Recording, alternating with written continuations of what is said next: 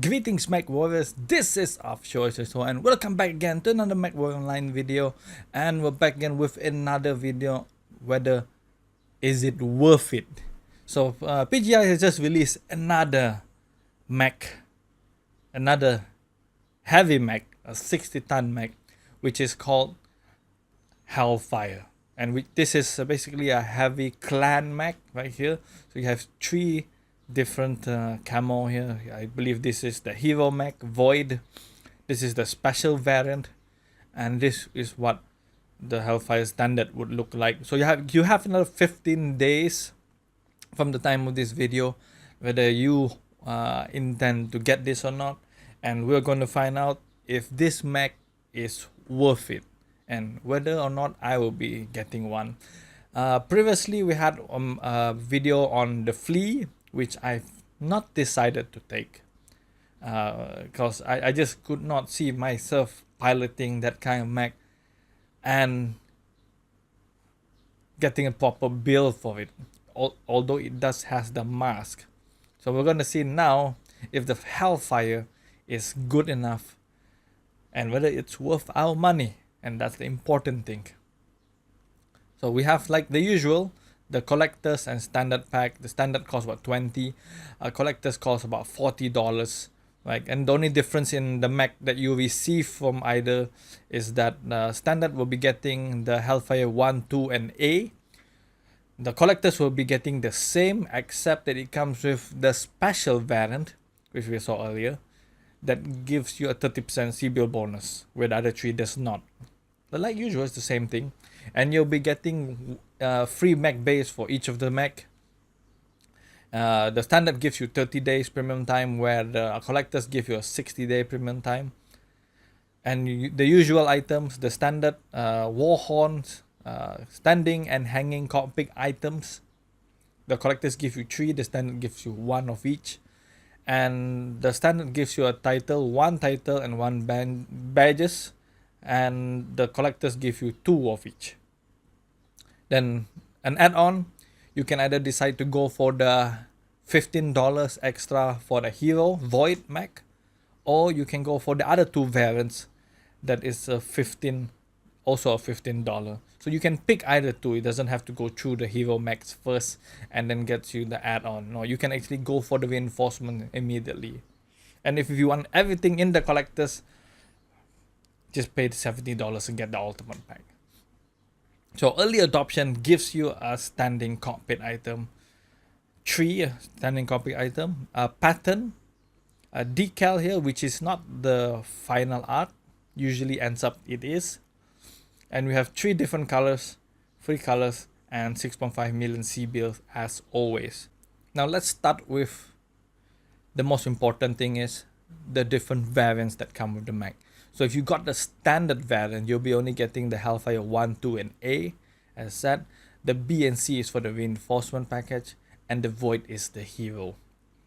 So let's take a look at the mechs right here. They don't seem to be omnipod, since they have different engines here, and it's not mentioned anywhere that it's omnipod mechs. So the good thing about not having an omnipod build is that you can change out the engine to go as fast as you want. And you can see here that the max engine rating on each mech is different. Well, not all of them. The 1 and the A in particular only has a max engine rating of 290. So that isn't that much actually. But the rest of the variant, the 2, the B, the C, and the Void, has a max rating of 360. Which means that the rest of the mechs like this are capable of going actually faster depending on the engine you put in. So currently they're all using, let's see, the 2, B, C, and Void are using a 300 XL engine, where the Hellfire 1 is at 240 standard engine that goes 64 kilometers per hour, and the A variant has a 24 XL engine, which comes with that goes the speed of 64 kilometers per hour. For the Hellfire 1, the standard engine is not actually advantage for the mech. So if you do get this package, you probably want to sell this engine off and get an XL engine as quick as possible, which gives it a better, it's lighter and you'll be able to fit more things on the engine, although it does take up 2 slots on both sides. So if you do want to keep it without that, or you want to fit maybe an autocannon if it's possible, I mean autocannon 20 if it's possible, it will be on the left or right shoulder. Okay, now the armor, basically they're all the same at 344, all of them having that, except for the C variant that has 402 FF armor, and they all seem to carry endo steel upgrades except for the 1 and 2 variant. None of them have jump jets, none of them have ECM, but they are capable of using MASC, all of them. So that the MASC is a pretty good equipment to use to get out of tough situations, to get to cover as fast as possible, and also you can use them to maneuver on enemies faster. So I'm just guessing here, don't quote on me here. The 1 and the A variant will probably from 64 probably go to 70 to 90 kilometers per hour with the MASC on, and the 2B, C, and Void will probably go about 90 to 100 kilometers per hour. I'm just estimating here the top of my head on MASC. I've not been using MASC long enough, but I have used them on the Shadowcat build. So we could go to the weapons and equipment. I would say we ignored all these parts because we're going to be changing and anyway. And having LRMs on a heavy mech, only one LRM or two LRM, not really my preferred build, especially if it's moving 64 kilometers per hour. Not enough for it to maneuver out of place, out of enemy sight especially, but enough to move around with the team. But I'm just going to see what kind of build we can build by just looking at the hard points, like I always do. Hard points.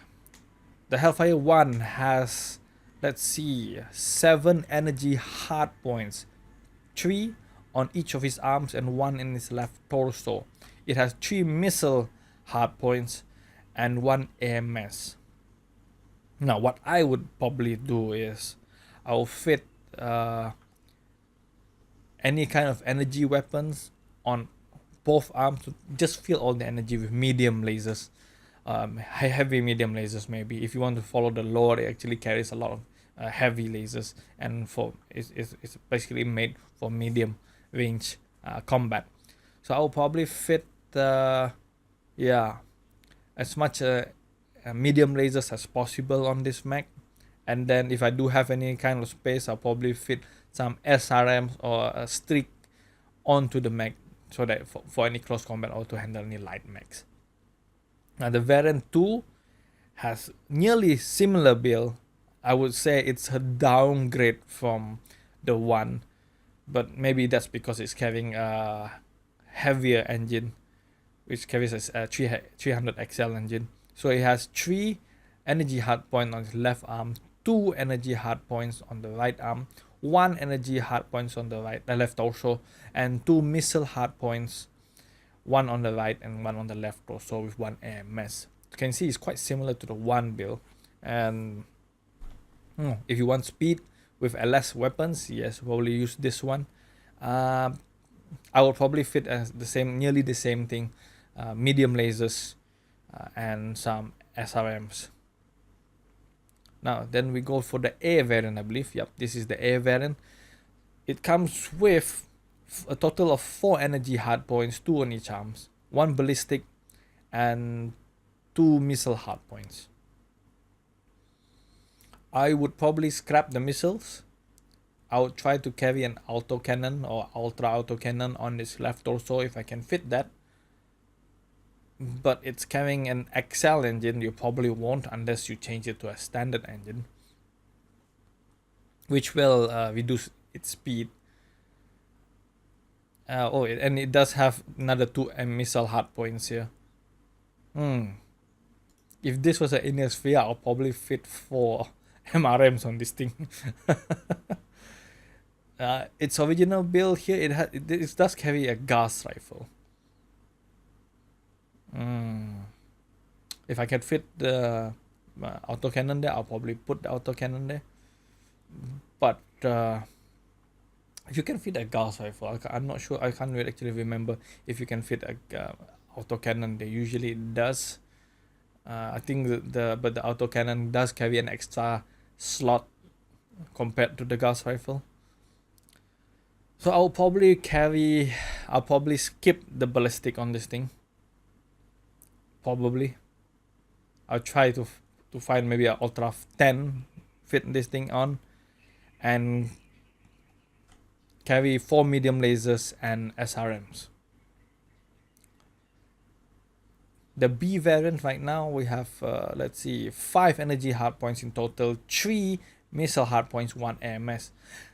Now, after going to the B variant, let's take a look at the rest here. The B variant and the C variant, missile hardpoints, energy hardpoints, missile hardpoints, energy hardpoint. The only one that's probably different from the rest is the Void, that has 1 ballistic on the left arm, another ballistic on its right torso, and total of 5 energy hardpoints, 2 on its left and 1 on its right arm, and 1 missile hardpoint, 1 AMS. Now the problem I have, they're all closely similar. They're very similar together, all of it. So that's pretty disappointing. I mean, if you bought one, I mean, the best mech that I can see right now me using is the 1 variant, and it's very lucky that the Hellfire 1 is the special variant. If you were to get the collectors, you get 30% CBO bonus. And the rest is basically the same. I'm not sure, but if you look at the design of this thing, well, it's not as low. It might, I mean, we never see the actual perks. That the clan mechs don't actually have much perks. If we knew there any perks with this mech, we probably can make an easier choice. I'm not even going to go to the Void and the C variant, because they're all carrying 2 energy hardpoints and missile hardpoints. I mean, the C variant is practically the same as the other mechs with an extra missile slot. And if I were to get that reinforcement package C, I would just put 4 medium lasers of any kind and 4 SRMs or ATMs.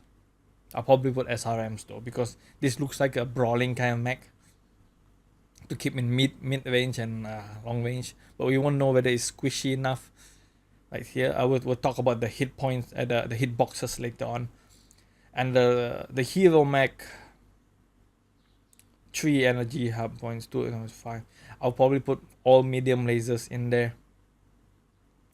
I'll probably keep the Ultra 10s in there, 1 Ultra 10. I'll remove the Ultra 5 and an SRM there, and make sure that they're all on the same range so that I can fire them all at once, an alpha shot to do maximum damage. Now, we go back here and just to take a look at the mech itself here. Alright, looks like this part here is going to be the entire arm hitbox. The left legs, or the right legs. And the center torso is quite small, and it's going to be hard to get a headshot on this mech right here.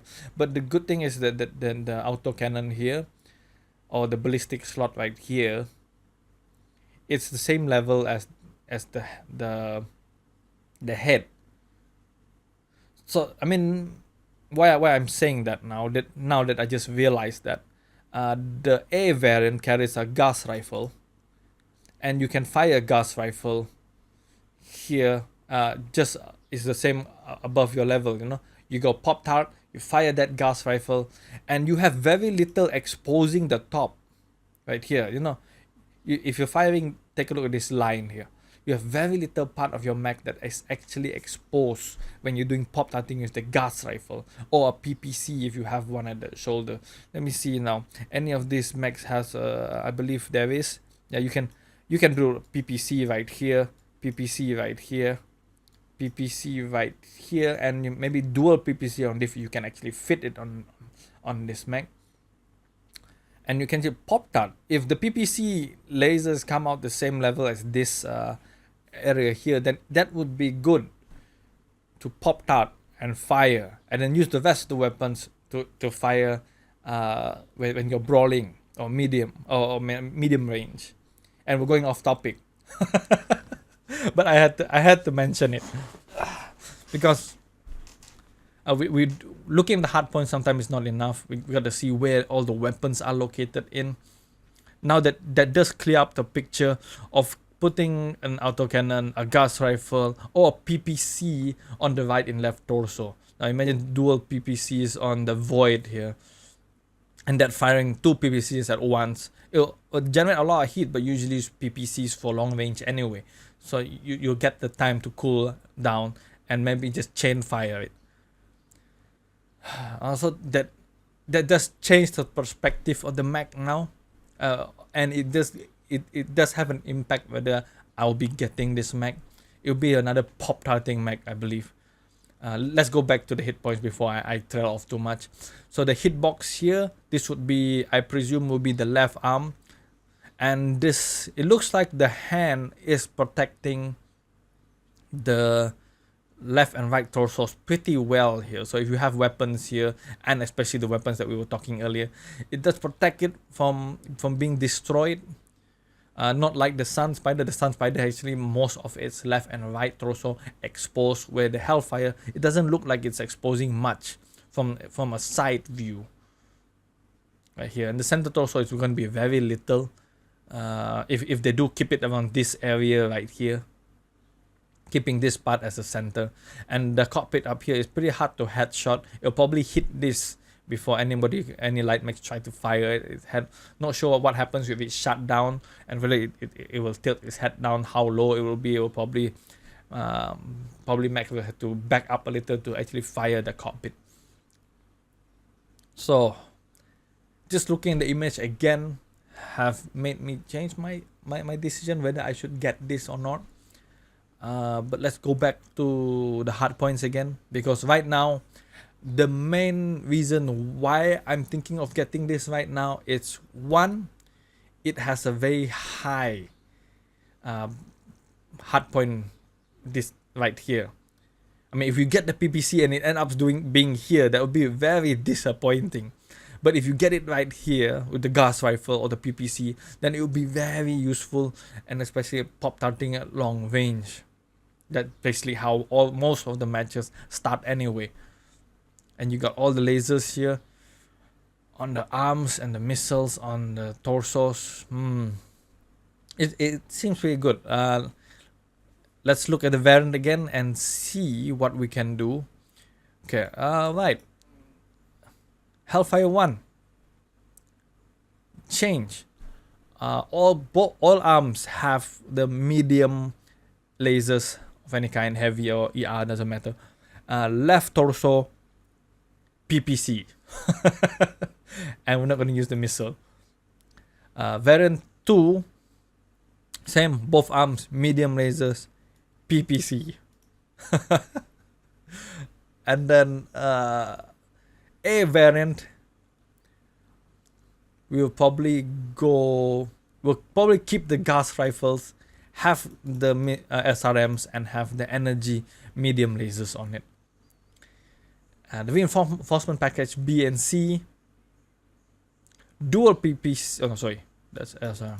I'll probably go 2 medium lasers and ATMs on the left torso, and probably another medium laser right here, and we'll fit as much ATMs on it as possible. And the C variant, I'll probably go for a brawling build, ER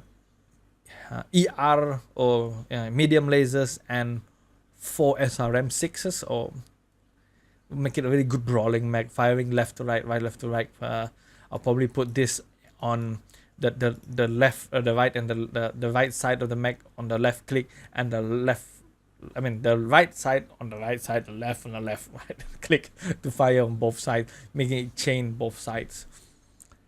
And the void.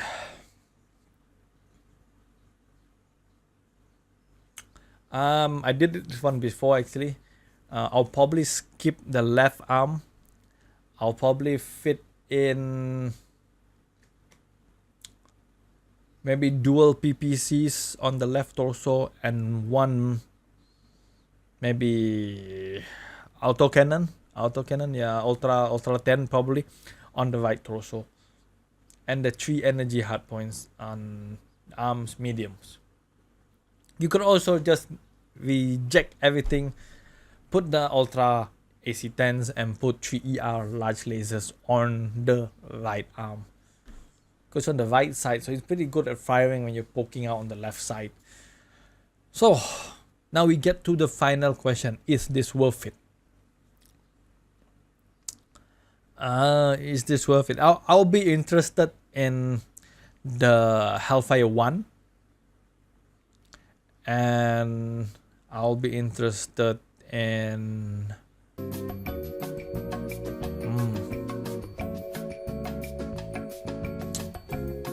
I'll probably just go for the Hellfire 1. I can't justify. I mean, if I look at all of this, the only other mech that I would like on the Hellfire would be the C variant, who has that 4 missile SRM, because you can even go 4 ATMs on this mech, and it has the speed to maneuver. It does have ATMs already in it, but only on one on each side. Probably can fit another ATM. Move all this into a smaller medium lasers rather than having the ER large lasers, and then you have more spots or more tonnage for the ammunition that you're carrying with the ATMs or the SRMs. And that would be probably it. I won't go any. I wouldn't purchase the hero. I don't think I'm going to purchase the hero. I'm not sure, but it doesn't look appealing enough. Having 2 ultra, it's not enough for me. Having 2 ultra.